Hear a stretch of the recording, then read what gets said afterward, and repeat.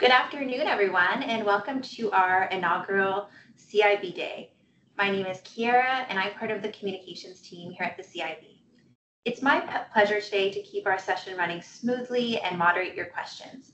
Today's session, my colleagues from our investment team will cover our green infrastructure, clean power, and trade and transportation sectors. If you have questions at any time, you can enter them into the Q&A box at the top of the screen. We'll address as many questions as possible after the presentation. We'll also be providing some helpful links and information in the chat, so I encourage you to keep an eye on that today. If you would prefer to experience today's session en français or another language, we are using live, real-time automated audio translation and transcripts. You can access that using the Wordly link or QR code in the chat. Si vous préférez assister à la séance aujourd'hui en français, ou dans une autre langue, un système de traduction audio et de transcription automatique est en place. Vous pouvez y accéder en utilisant le lien Wordly ou le code QR dans le chat. Finally, today's session is being recorded. Now, let's get started. I'd like to introduce our speakers. Mike Schoen, who is a director on our investments team, leading projects in our clean power sector. Divya Shah, who is managing director at the CIB, bringing a wealth of experience in infrastructure finance and leads our trade and transportation and critical minerals sector. And my colleague Aaron Berg, who's the director on our investment team, spearheading our building retrofits initiative here at the CIB. I will now turn it over to our presenters and over to Mike to kick us off today. Great, thank you, Kiera. So as Kiera mentioned, I'm Mike Schoen. I'm part of the Clean Power team here at the bank. And before we talk about clean power specifically, thought we could give a brief update on the progress of the bank. So we've closed over 70 transactions to date, representing 13 billion of investment commitments and over 35 billion of project value. And in my view, this really reflects the continued evolution of the bank. We've gone from essentially a startup finding office space people to building and developing a pipeline, and now we're really executing on that pipeline and seeing good momentum, and I think we'll continue to see good momentum across the country. So specific to clean power, our focus really in this space, go to the next slide, please, is non-emitting generation, transmission, and storage. And our mandate really is to help decarbonize the electric grid and electrify the economy. And so when we look at opportunities, there's some key criteria that we're trying to optimize. So our main impact measure is GHG emission reduction, and we're always looking at emissions reduced on a dollar per CIB capital basis and comparing that to other opportunities. We also measure private capital, both debt and equity, that we can catalyze in a transaction, and certainly Indigenous participation and ownership is also core to our mandate. So when we're looking at a transaction as well, we're always trying to think, what are the gaps? Why is our capital needed? And it's really sort of two key gaps that we're often involved to support. One is more of a risk gap where a conventional lender may not be wanting to take certain counterparty or revenue risks. And the other we're seeing more frequently is an affordability gap, where a project otherwise has merit from an emission reduction standpoint or a system reliability need, but concerns over cost of capital are preventing the project from moving forward. And it's this last point that is worth emphasizing, because I think, as we all know, there's tremendous amounts of capital that are needed as part of the transition, and it will be challenging for provinces and territories to maintain the scale and pace of investment that's needed as these investments get absorbed in the rate base. So one of the CIB, we have a low cost of capital, and if we can be involved in a transaction to ensure a project or a procurement is ultimately successful, that really sets the table for future procurements and projects to continue. So that's something that we'll certainly look to do. So turning to specific, some recent transactions here. In Alberta, on the generation side, we recently closed a couple solar projects, Deerfoot and Barlow and Tilly. They had a merchant revenue component as well as significant Indigenous participation. On the generation side in Saskatchewan, we were involved with Beckevar Wind, and this transaction, there was really a financing gap that emerged due to supply chain cost inflation. And so the bank became involved when this transaction was at risk of not happening. And certainly Saskatchewan's an important jurisdiction for us, as it still has a few coal-fired plants. And so it was important for us to help support that transaction. And then on the energy storage side of things, we're seeing opportunities certainly as utilities, as system operators look to manage, increasing penetration of renewables, intermittent generation on their grid, but also provide some of the ancillary services that were once the domain of thermal assets. So if we can encourage a utility, a system operator to utilize, non-emitting storage at the expense of peaking gas, that's something that's attractive to us, and we'll look to get involved. I also want to speak to a couple more transactions on the next slide here.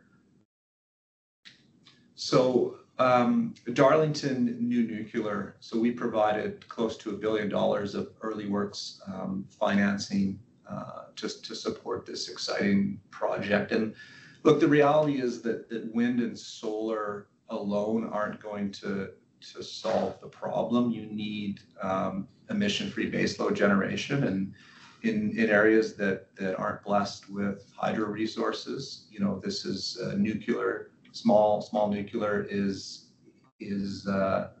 seeing a lot of progress, and an area that frankly is going to be watched closely by other jurisdictions, Saskatchewan, New Brunswick. We'll look how successful this project hopefully will be, and look to deploy it elsewhere. And then finally, another area that we participate here within Clean Power is district energy. And so we've closed a few transactions in this space, and this is really about using our capital to expand low carbon heating and cooling networks and enhance the efficiency of the existing systems. And ideally what we want to see here is we want to use our money to build out the system larger and more quickly than would otherwise be occurring based on existing building growth. And so we're really looking to take adoption risk here and build the systems for 10, 15 years down the road, and then provide patient capital to be repaid as buildings connect. So hopefully that gets a flavor of what we do within Clean Power. Happy to answer any questions after my colleagues present. And so now Divya Shah, who leads our trade and transportation and critical minerals focus here at the bank. Turn over to you, Divya. Thank you, Mike. Kiara, if we can go to the next slide, please. So I head up the trade, transportation, and critical minerals sector at the CIB. Our focus in the trade and transportation sector is about moving goods, moving people, but doing so in a more efficient, resilient, and sustainable manner. Enhancing the mobility is all about connecting people between cities, between provinces, providing increased travel options, reducing congestion, and leveling up cities. Investments in this sector or this aspect not only stimulate economic growth across the country, but also allow for wider economic benefits. Moving goods, on the other hand, is all about improving the performance of end-to-end supply chains across the country by bolstering, again, efficiency, fluidity, and resilience. Our supply chains in Canada are the foundation on which this country was built, and investments in this sector are essential for the long-term prosperity of Canadians. Trade and transport projects are long-term, they are transformational, they're nation-building, and will have benefits for Canada for the next 50 to 100 years. If you go to the next slide, I'll go into a little bit more on the subsector. So here you'll see we have what we call 3 pillars in trade and transportation. So moving people, which is primarily everything between passenger rail, airports, highways, bridges, tunnels. We have moving goods. A lot of that overlaps with trade. We have investments or developments that we work on short line and mainline rail, passenger, which includes cargo, people, and moving goods, as well as ancillary investments in airports. And then you have marine ports, which do both moving goods and enhance trade flows. We also have inland ports, logistics hubs, transloading hubs, which really bolster our supply chains and allow for efficient movement of goods across the country. And the last 2 sectors in the trade are agriculture, which is our investments alongside provincial counterparties in increasing cropland and allowing for efficient use of water across the country. And critical minerals is an interesting sector. We just added that in 2023. Critical minerals is a building block to the green transition and digital evolution that we are expected to see over the next 20, 30 years. And our investments in critical minerals is working alongside both the public sector and private sector, all through the value chain in investing in supporting and enabling infrastructure. We do this primarily to fill structural gaps when it comes to single projects, which are private projects that need availability or have just a lack of availability of capital. And then we work alongside the public sector and fill gaps, which are primarily for economic and commercial reasons, because this is more a build it and they will come, opening up mining regions across the country. Our outcomes here are measured primarily through ridership or increase in GDP or economic growth, with an overall objective of connecting people, increasing trade capacity, operational efficiency, and supply chain resilience. And we'll see this a little bit more through some of the examples on the next slide. So a few things that I'll highlight. I won't highlight all of them. Feel free to ask more about these in our Q&As.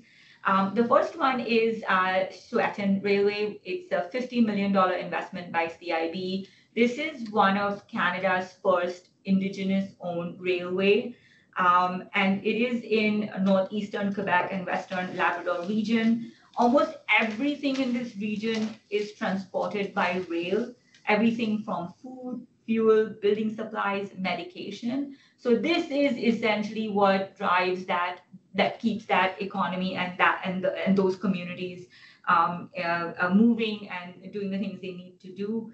Our investment consisted of structure improvements, construction of worker lodging, camps, as well as train stations and passenger rail. Then we'll go to our first investment in the port side, which is the Can Export Logistics Park with the Port of Prince Rupert. This is a $150 million investment by CIB in a new transloading hub that will improve the flow of goods, primarily containerized goods of resins, agricultural lumber, and will increase the matchback ratios at one of Canada's busiest airports, which is the Port of Prince Rupert. This is just the first phase, and we're hoping to approve second phase by the end of fiscal year. The third one is actually one of our airports. This is in Montreal. It's a domestic airport where CIB invested $90 million for a new domestic terminal, a 2-story building, runways, taxiways, as well as 9 gates. And this will allow for increase in choices for passengers moving between Montreal, one of the busiest cities in Quebec. In addition to this, CIB in the trade and transport sector also does a lot of work with public sector clients in developing their projects. And this is through our acceleration financing initiative that we have. And this includes things like, our $55 million investment in Via HFR, our $3 million investment, which is a recent investment in Grays Bay Port and Road Project, investments in New West Rail Bridge, ON Short Line, and all of this helps in design engineering studies, looking at business cases, and almost a first step towards the development of projects. So having said all of that, I will pass it on to my colleague, Aaron. Okay, thank you, Divya. Hi, everyone. I'm Aaron Berg. Thank you for taking my big picture off of the screen. Director of Investments, and I lead our Building Retrofits Initiative. So today I'm going to talk about our green infrastructure sector, of which that includes Building Retrofits Initiative. It also includes our EV charging and hydrogen production and refueling investments. It also includes low carbon fuels, carbon capture, kind of under the banner of energy transition and industrial decarbonization. So on the screen here, we have some examples of investments we've made via Building Retrofits Initiative. I think maybe what's interesting here to just touch on is the different types of buildings that are being upgraded. Which is actually a word I wouldn't mind someday if we replaced retrofit with upgrade.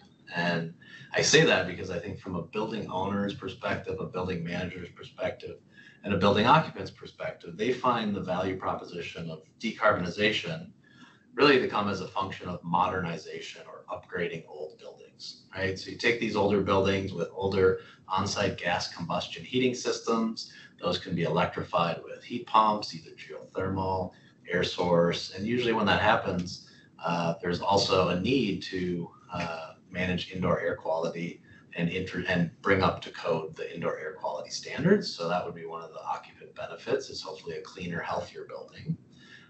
Sometimes, and we're definitely supportive of resiliency upgrades as well.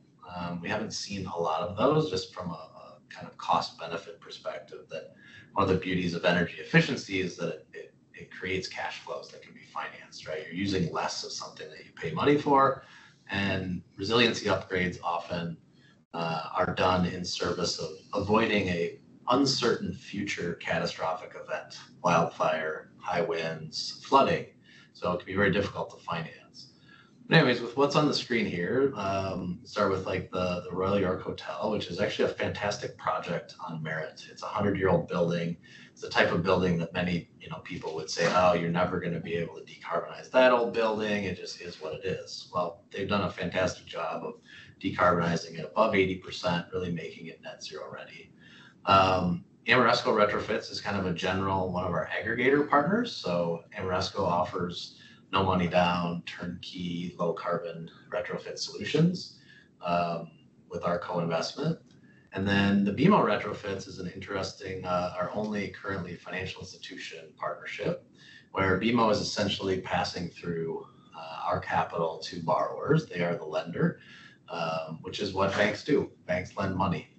So that is a mortgage instrument product that, from a building typology perspective, has been really valuable and beneficial to old office buildings that are under-occupied. As we all know, kind of post-COVID digital age, conventional office is not, doesn't serve the same role and purpose as it once did. And so many of those buildings are converting into residential buildings, providing more housing supply, hopefully addressing that side of the Canadian housing affordability challenge. And often what we're seeing is an office building using our financing for the construction of the retrofit, and then flipping into CMHC long-term residential-based financing, which is a really kind of, I think, neat and synergistic kind of federal family partnership where you have CMHC's product as long-term debt, ours as construction. And then CAP REIT is exclusively apartments. in their portfolio, whereas something like Dream is predominantly office buildings. And then the last one in the bottom corner you can see is Enbridge Sustain has basically addressing institutional buildings. So we have a partnership with them where they're really targeting large energy users, campus style retrofits, universities, hospitals, and those often are very conducive to geothermal energy supply systems because of the footprint of the campus structures and almost mini district energy systems within the campus. So I think we can move on to the next slide, which will be a list of all of our partnerships, 14 partnerships within Building Retrofits Initiative. We've deployed about $1.3 billion of capital over the last 3 years. I was just reflecting on that the bank has done about 13 billion, so we represent about 10% of the bank's total investment portfolio. And so there's a full list of our partnerships. If anyone on the call is looking to have their building upgraded, we welcome you reaching out to those partners. We can help connect you with those partners, many of which are offering solutions, particularly if I go through Amoresco, BMO, Efficiency Capital, Enbridge Sustain if you're an institutional client, Ionic Blue Johnson Controls, Noventa, Sofiac are all offering our capital alongside private sector capital on a no money down, turnkey, performance guaranteed arrangement, which can be very attractive to some. We can go to the next slide, which is going to kind of list out some of our other investments within the green infrastructure sector, categorized by, you'll see a couple of EV charging investments that we've made, which are highly strategic and expanding kind of public charging infrastructure, so people have confidence to adopt, buy, and get an EV that they know they can travel around in it.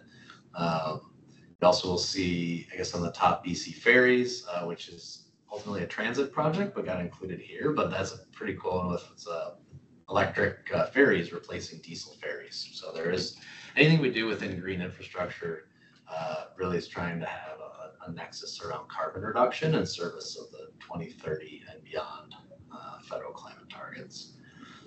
You'll see some water in here.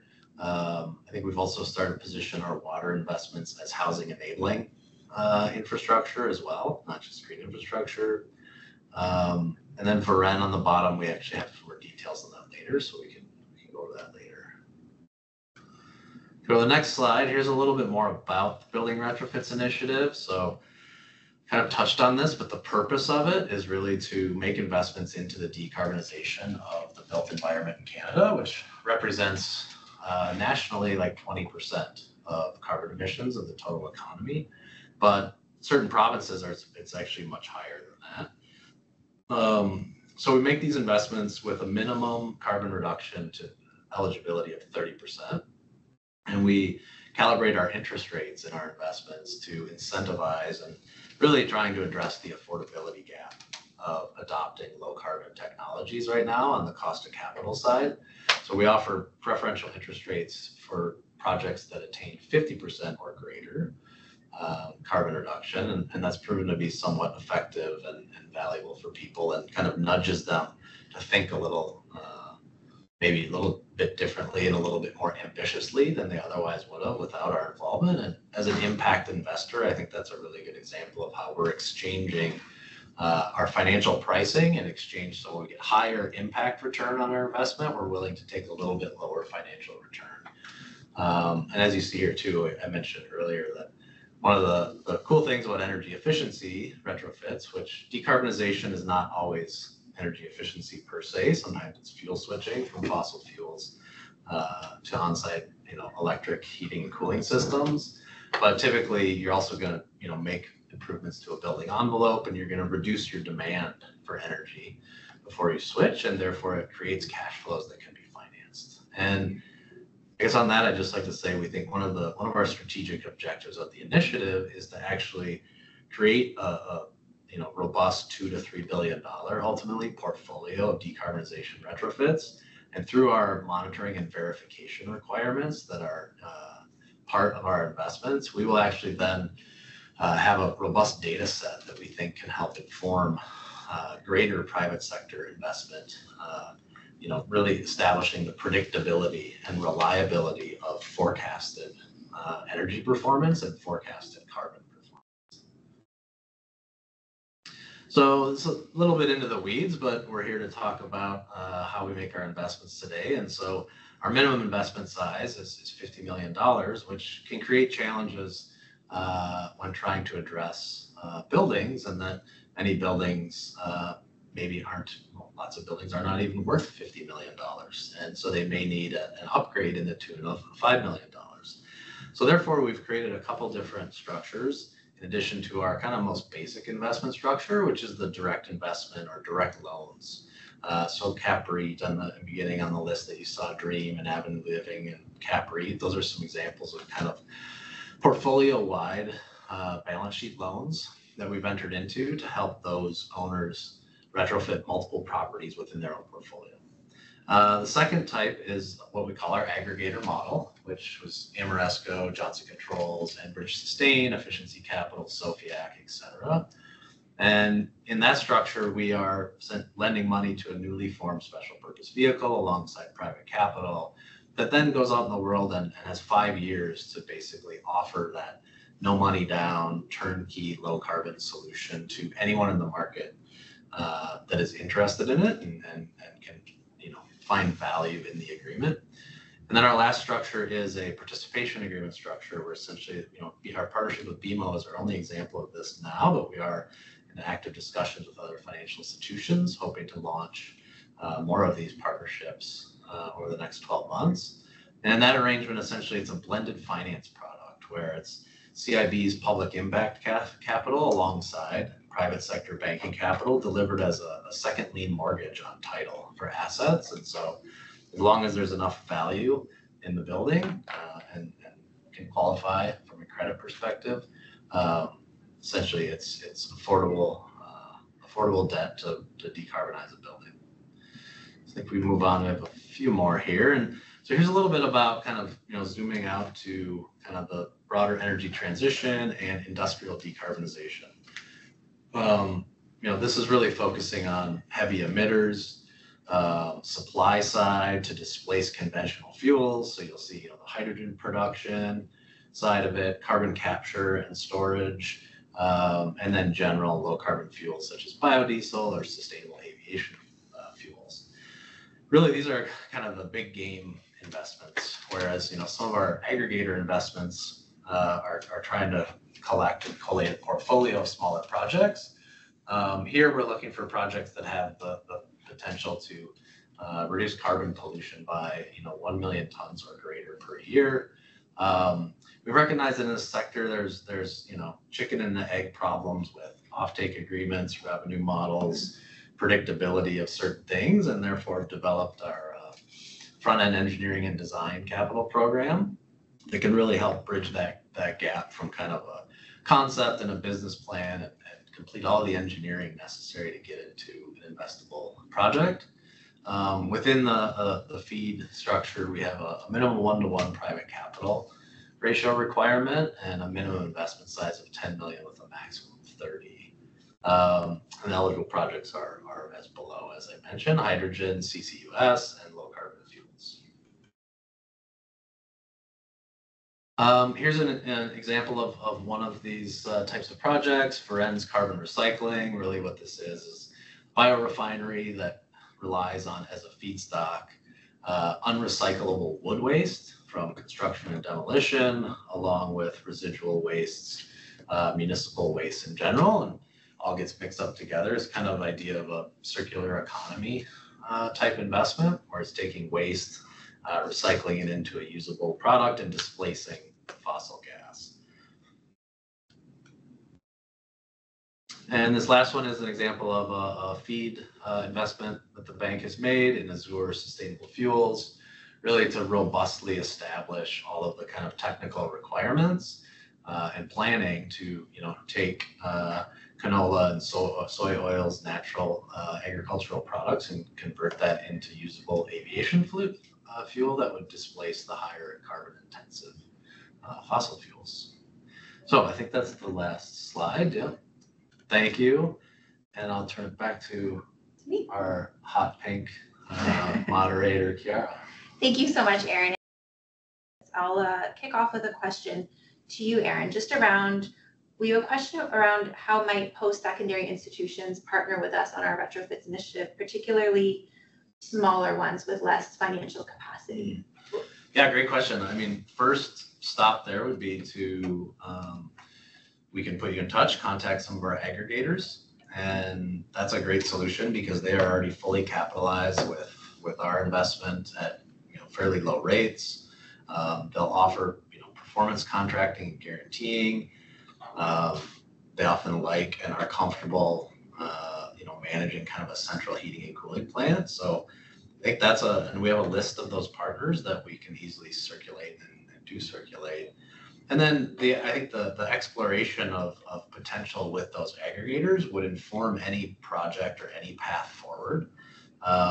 You have to think about procurement and exactly how you go about that. But I think first step is just some conversations about asking what's possible. And then we did make a direct investment with University of Toronto. So that is possible as well for us to set up a dedicated special purpose vehicle for a single university.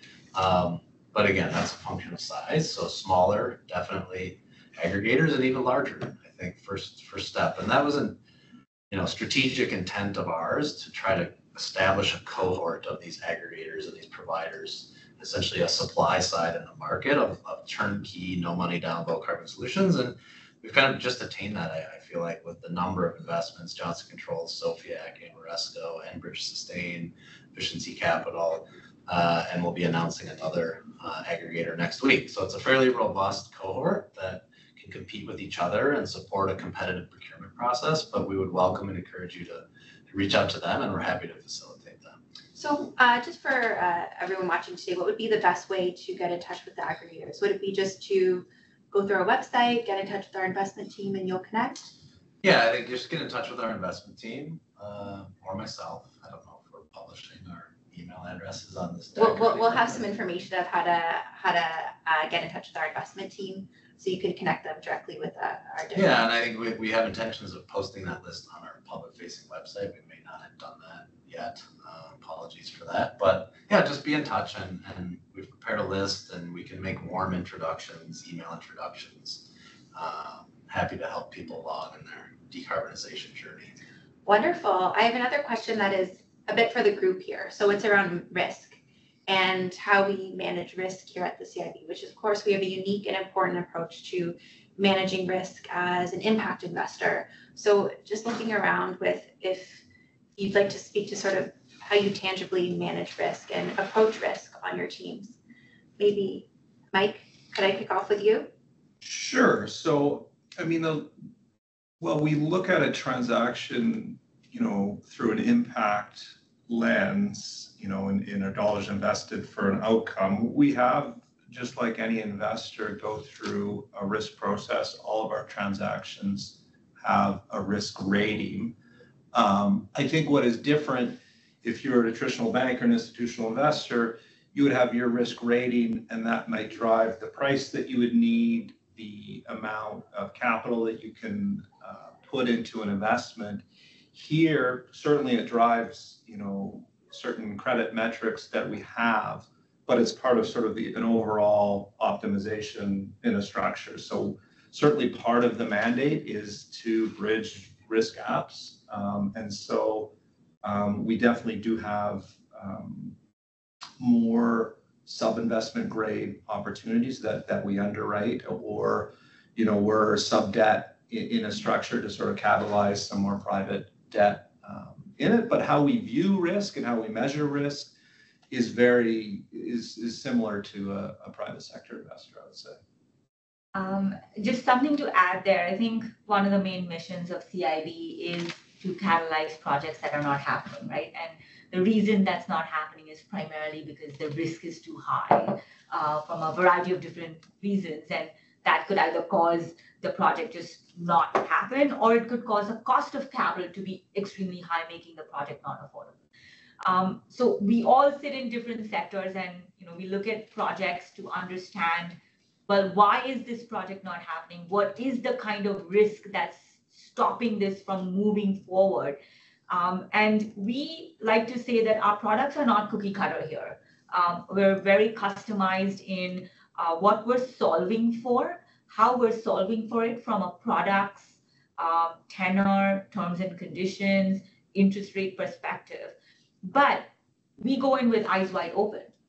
We do have advisors that help us, technical advisors that help us on the technical side, on the revenue side, on energy side, or when we look at it from either passenger airplane side. So we do have that sense, and we of course work alongside our credit teams as well to analyze risks and create products that make projects happen. Aaron, anything to add? Yeah, I would like to add that, first, I think risk is a function of knowledge and perception. It doesn't exist in a vacuum, and it is not absolute. And so therefore, to Divya's point, as part of our mandate is to catalyze market activity that isn't happening with straight private capital and private sector actors, probably because most private capital is financial return only. And so if financial risk is high and they can't make sense of it, then there's no investment to be made. As an impact investor, especially one that's trying to catalyze things that are not happening in the market, we quantify and we measure impact and report that impact. But there's secondary impact as well that we can incorporate into our risk taking, that if we address the knowledge and perception gap of risk in the market, right? So we're often addressing an affordability gap, but we certainly are taking on, either perception risk, performance risk, technology, some form of perceived risk, which is really a function of not enough information, not enough market activity has happened for conventional banking institutions to feel good about actually quantifying the risk. So yeah, I think we identify it, we manage it, we accept it, and we account for it internally and price it. But we balance it with impact, both primary impact from a single investment and then the broader kind of secondary market impacts of unlocking more private capital by taking on a certain amount of risk in first wave investments in a sector. We just have a question, if you can just elaborate on what you mean by technology risk, maybe using an example with BRI. Sure. So heat pump technology, is really probably a critical path to decarbonizing the built environment. The largest source of carbon pollution from buildings is from on-site combustion of methane and gas. And so therefore eliminating that, hopefully with clean electrons, which a lot of the provinces are positioned with very low carbon grids. And there's new technologies, new types of heat pumps. There's geothermal, there's air source. So that's just one of early, is it going to work? Is it reliable? Has anyone ever put one of these devices into a building and had it last for 20 years? Well, the answer is going to be no for the first person that puts in a heat pump. So I guess that's what we mean by technology risk is we're not taking on early unproven, we're not doing R&D, but we are taking on commercial, scalable technology risk. And that, if that's the impediment for people, then if we can help address that, we think it benefits the market.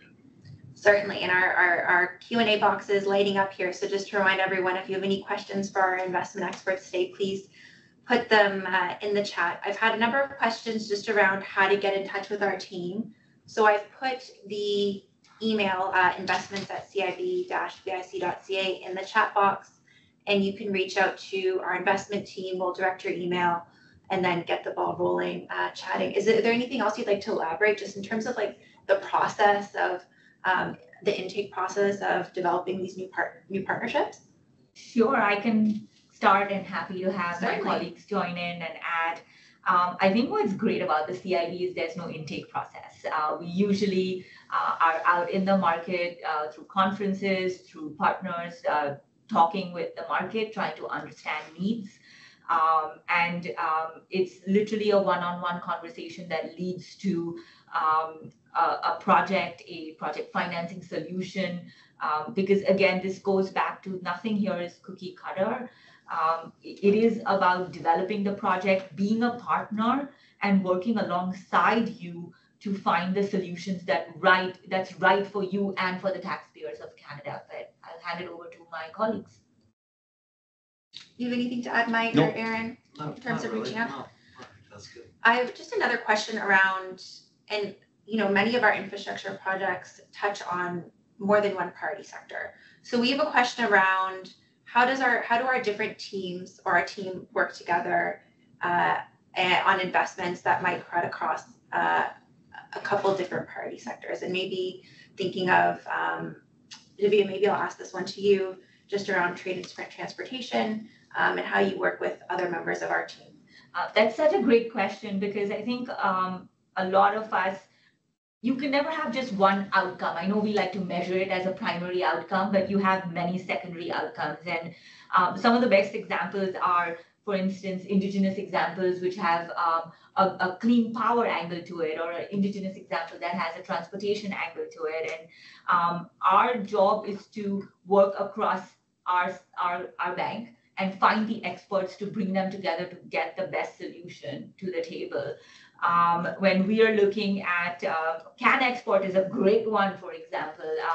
It is a port project primarily, so it does move goods and people. So it is primarily from a TNT, volumes of TEUs moved, but it has a significant amount of indigenous benefits, because they have indigenous partners that are going to be contractors. There's benefit agreements there. And because Port of Prince Rupert is an ecosystem, it actually allows for another project that's indigenous owned to also happen. So yeah, it's a great question. And in fact, we welcome projects that have primary and secondary outcomes that go together, because that's better for Canadians. I mean, Divya, you hit on it with the indigenous, our indigenous communities team and our clean power team. We work hand in hand on a number of transactions, and particularly now that we have our Indigenous Equity Loan Program approved. So for example, the Nova Scotia Battery transaction that was up on the screen a while ago, we within Clean Power worked on the project or the NSBI level loan, and are partnered with our team here who were focused on the Indigenous Equity, the HoldCo loan. So definitely in the clean power space, there's an overlap there. That's very natural. I mean, I was just thinking about this while Mike was talking. I mean, critical minerals is one of those, right? Like, we're bringing ore out from the ground, and it's going into EV batteries at the end of the day. It's also going into multiple different, like wind turbines and different things that will allow for green transition. So it is primarily a trade outcome, but it is very quickly a green outcome, and no critical mineral project will happen without indigenous. So it is also an indigenous outcome. So I think there's always collaboration happening, and we do love those projects. Yeah. Okay. And thank you, Liam, for the question. I owe you an email response.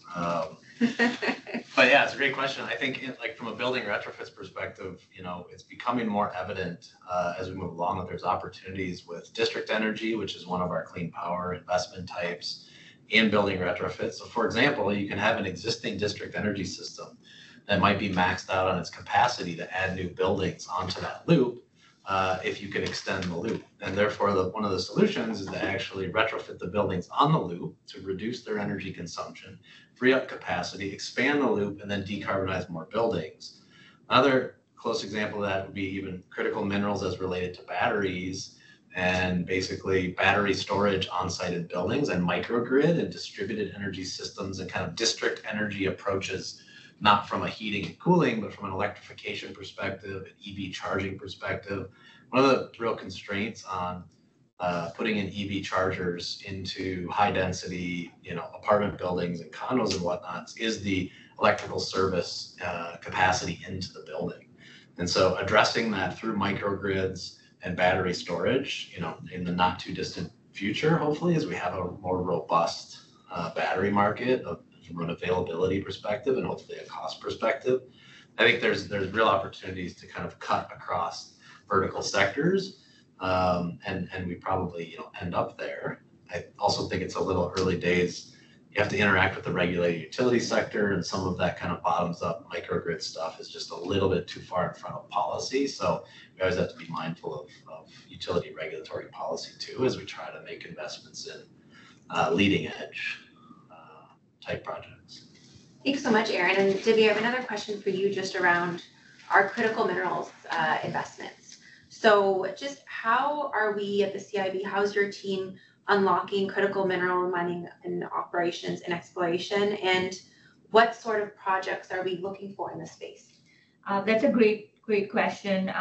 And we are fairly new in this sector. So we spent a lot of time working or even just with market engagement from both the private sector and public sector, understanding what are the gaps and what are the risks in this sector that needs solving, because Canada is a natural resource rich country. We've been doing this for centuries. So one of the first questions our board and management asked us as to why are these projects not moving ahead? And it's fascinating in single mine projects, which is a specific graphite mine that's owned by a mining developer. This is not precious metals or like gold or silver. It's graphite, it's lithium, it's cobalt, it's manganese, which are not really liquid and traded on the market. These projects are really big. They're all $1 billion over. They're very complex. They're in remote locations. They have fluctuating commodity prices that are impacted by geopolitical environments that are pretty complex. And as a result, and because of the boom and bust of these commodity prices, investors are really shy in investing in this industry. So where in the last 20 years you used to have 15 plus commercial banks, you probably have 5, maybe 6. You do have the equity market, but if you start building these big $1 billion mines just with equity, they're unaffordable. So what CIB can do is really neat, because it's what we're solving here is an availability of capital, or it's a structural gap. And so we work alongside commercial banks, private investors, offtakes, royalties, to basically size an investment based on enabling and supporting infrastructure, and actually just allow projects to happen by making our capital available. So in a way, it's a really simple solution, but we hope that those projects happen that way. On the other hand, you have mining regions, and you have the Athabasca region, you have the James Bay area region, you have the Ring of Fire. These are big mining regions that have multiple mining projects that could go ahead, but have a coordination problem as to who actually goes first, and there's a chicken and egg issue there, and provinces don't want to spend money, the private sector doesn't want to spend money, and this is one that we can come in and help coordinate, provide capital that is basically taking risk on, if we build it, will they come? And that empowers and encourages the provinces to actually move ahead with these projects that will unlock a lot of the mining ores and projects that will then be needed for energy transition. Thank you so much, Divya. And just to remind everyone, if you're interested in getting in touch with Divya and Divya's team on our critical minerals investments in our trade and transportation sector, we put the investments email in the chat, and it's that easy. You can just send us an email, and we'll direct you to Divya and your team. And to Mike and Aaron. And No, just you. Specifically on critical minerals. Mike, over to you now. I'd love to hear a little bit more about how your team partners with Indigenous, First Nation, and Métis communities on clean power projects. Yeah, so I think in most, if not all, projects these days, are first off on the traditional territory of Indigenous peoples who have close connection to the resource. And so it's really understanding impact on the project in their community. Are there opportunities for ownership? And we always, like we say, we want to say meaningful Indigenous ownership, but we don't hard code or put goalposts around that, because that may be meaningful, may be different things for different communities depending on their level of sophistication, past experience. So it's first, ourselves as a Crown corporation, we have our duty to consult obligations, and that's one element, but the more sort of relevant element is trying to understand the impact on the project, on the community, the partnership,